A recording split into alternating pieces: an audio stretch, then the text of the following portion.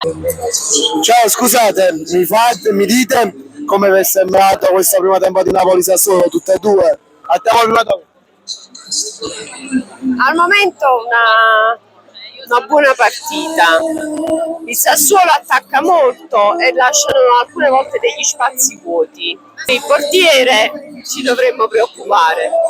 E vi è piaciuto il gol di Lobotka che ha fatto? Sì, un bel gol ha fatto. Scusami, scusami, mi dici se ti è piaciuto il primo tempo di Napoli-Sassuolo? Potevamo fare molto meglio.